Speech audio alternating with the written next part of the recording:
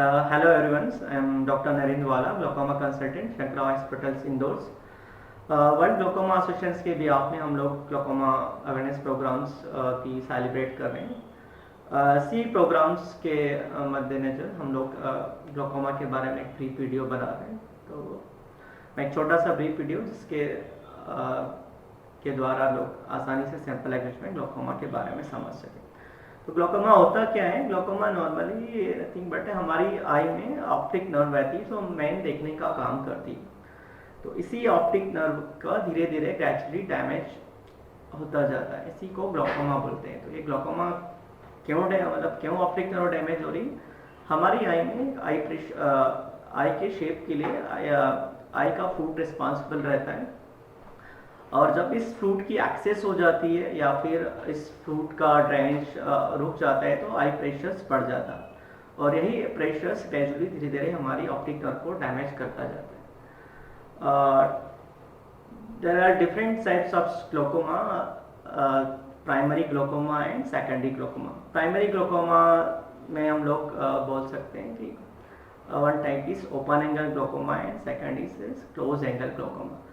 मतलब अगर हमारा आँख के पानी का रास्ता जो फ्रूट्स आँख में अंदर रहता है उसका रास्ता अगर ओपन है तो उसको हम लोग ओपन एंगल ग्लोकोमा बोलते हैं, और अगर उसके आँख के पानी का रास्ता अगर बंद है तो उसको हम लोग क्लोज एंगल बोलते हैं।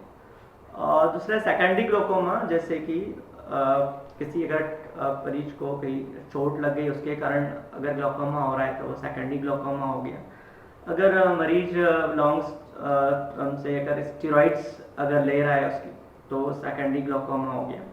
या there are different causes which is responsible for the secondary glaucoma. Risk factor के बारे में अगर हम लोग बात करते हैं तो अगर एज मोर देन 40 ईयर्स है तो it's very common.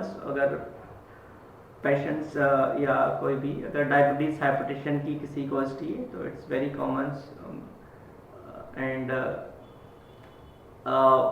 Open angle close angle के बारे में अगर बात करते हैं तो मायोपिक जो पेशेंट्स है उसमें ओपन एंगल्स काफ़ी कॉमन है, और हाइपरमेट्रोपिक स्मॉल आई बॉल जिसको है उसमें क्लोज एंगल्स काफ़ी कॉमन है। ग्लोकोमा की खासियत यही है कि उसमें साइन सिम्टम्स ना के बराबर है, मरीज बिल्कुल पहचान नहीं पाता है, और जब एडवांस स्टेज में अगर डिसीज पहुंच जाती है तो तभी मरीज को मालूम पड़ता है कि उसको दिखाई देना कम हो गया, और तब उसको मालूम पड़ता है। बाकी शुरुआत की लक्षण के ना के बराबर है, बिल्कुल पहचान नहीं पाता। लेकिन कुछ ग्लोकोमा ऐसे होते हैं जिसको मरीज पहचान सकता है। क्लोज एंगल ग्लोकोमा में कभी कभी अगर आँख का प्रेशर बहुत अगर ज़्यादा हो गया है तो सीवियर पेन हो सकता है, मरीज को आँखों में आँखें रेड हो सकती है, उसको हेडेक हो सकता है। तो ये क्लोज एंगल ग्लोकोमा के जब फीचर हो सकते हैं at the time of acute attacks. तो क्यों ग्लोकोमा खास है? ग्लोकोमा अभी हम लोग WHO के अकॉर्डिंग हम लोग देखें तो around more than 80 millions world wide glaucoma के कारण पीपल्स ब्लाइंड हो चुके हैं।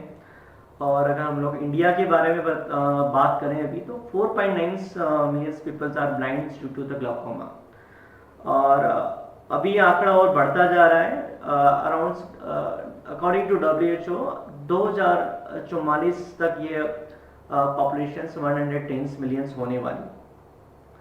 तो glaucoma it's very we can say that it's very severe disease because it's second most leading cause of the blindness, irreversible blindness. Irreversible means अगर एक बार इसमें अगर डैमेज हो गया तो उसको ठीक नहीं किया जा सकता है। whatever damage we left we have to save। और अगर एडवांस स्टेज में अगर ग्लोकोमा चले गया, ऑप्टिक नर्व पूरी डैमेज हो गई तो उसका फिर बिल्कुल भी दुनिया में कोई इलाज नहीं। तो मैं यही चाहूँगा कि आफ्टर अगर आपकी एज 40 ईयर्स है तो आप 40 के बाद रूटीन से आप ग्लोकोमा स्क्रीनिंग के लिए दिखाएं। एक बात और मैं भूल रहा था कि अगर आपकी फैमिली हिस्ट्री में अगर किसी को ग्लोकोमा है तो आप ज़रूर आपके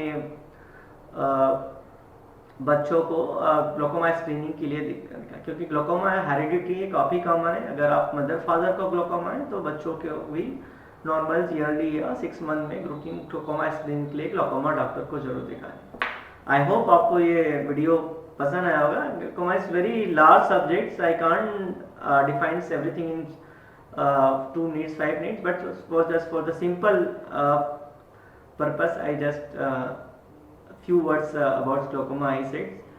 I hope you like that video. Thank you so much. Thank you.